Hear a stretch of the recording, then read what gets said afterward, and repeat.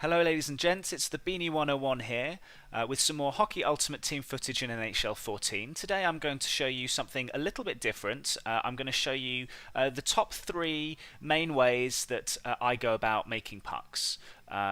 It's all relatively straightforward. It's all relatively low risk. As you can see, I've got 256,000 pucks from around about 40 games played. So how have I gone about doing that? The first couple of ways really is just playing the game consistently. I will show you just 1 second. If you go to your daily puck rewards, I've not played Ultimate Team consistently recently, but if you play for 7 days in a row, you've got 1,250 pucks guaranteed. Now, that's if you do that every day of the week, that's enough for a gold pack every week, which is what I usually spend it on. And I also get some pucks for playing outside of Ultimate Team mode, so if you're playing the game consistently, you're going to build up a steady stream of pucks anyway. Now, the second tip that I can give you is making use of special packs that EA Sports come out with. You can see that there's 125,000 puck pack on here. Now, I'm not suggesting actually buying this pack. What I'm suggesting doing is using the opportunities when these packs are in the store to actually buy up players in the market.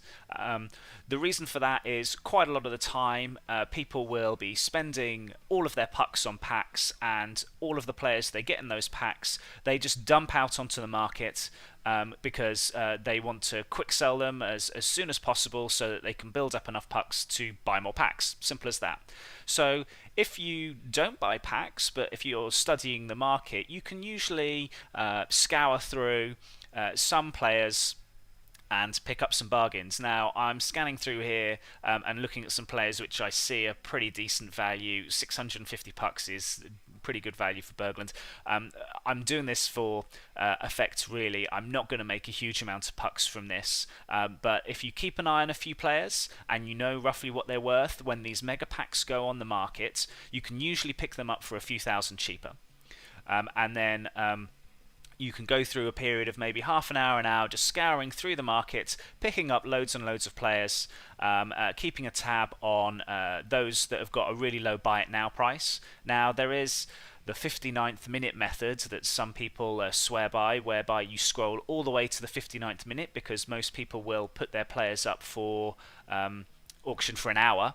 So if you're scouring around that 59th minute mark, you can usually pick up players before anybody else, because as soon as they go on the market, you're there, you're looking at all the new fresh players that are coming on, and if someone puts a player on for a really low price, you're in a position to snap that player up really, really quickly.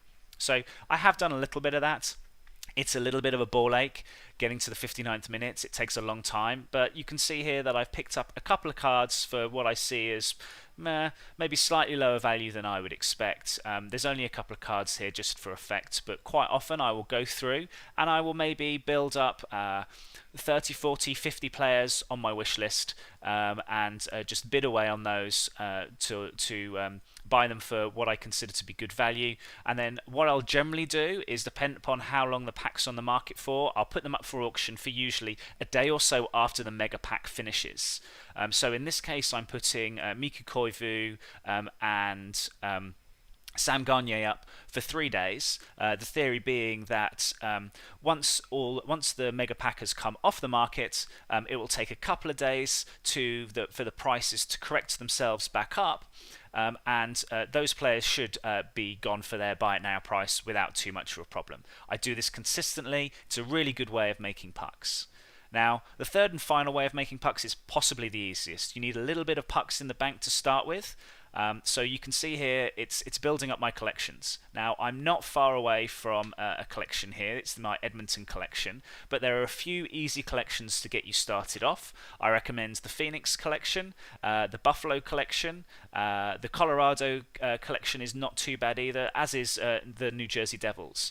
And once you start building up a couple of these collections, the extra pucks that you get essentially enable you to just keep on going and building more and more and more collections. So I think I started with Phoenix, and with the puck bonus that I got from that, I was able to then move on to, I think, Florida, New Jersey, and a couple of others. And now I'm one player away from my Edmonton collection. It's Taylor Hall, so I'm just scouring the market for the cheapest Taylor Hall. Looks like there's one here for 66,000. Buy it now.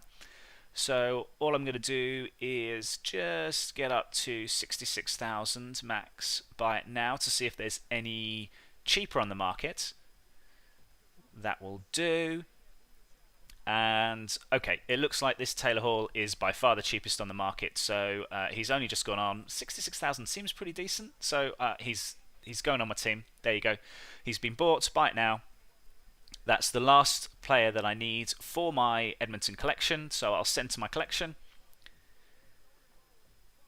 And then all I need to do is just go back up to my collections,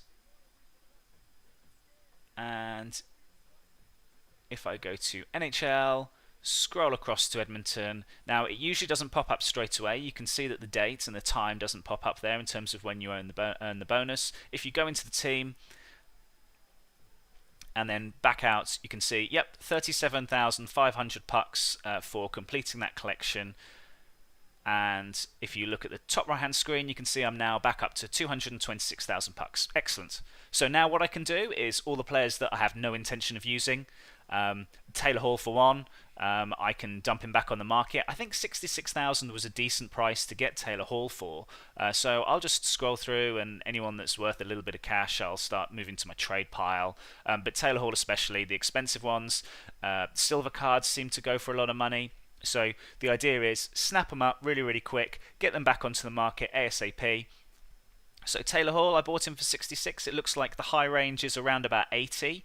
So with the 5% EA sales tax, I need to put him on for a minimum of about 69,000 to get any benefit from. So if I put him up for 74 to 80,000, I'll put him up for 3 days. Again, there's a mega pack on at the moment, so that Taylor Hall should sell. And then I've not only made a profit on Taylor Hall, but I've also got a free 37,500 just for completing my Edmonton collection. It's as easy as that. If you just build up a collection of pucks, you get a couple of collections, then you should be able to just slowly but surely trowel through all the other collections. When you need a little bit of pucks, you just spend about 20 minutes, half an hour on the market, just snapping up every single player, every single jersey, logos, whatever. And you get the bonus, you put them all back on the market again, you wait for them to sell, and then you start again with your next collection. So I hope you liked this video. Those are just a few of the tips that I can give you for making pretty easy, consistent pucks on NHL 14. Please subscribe if you want to see any more NHL 14 content. I'm going to start a Beer GM mode now that the trade deadline is over and the rosters are fully up to date. So please do stay tuned in for that. And other than that, I thank you very much for your time and have a good day.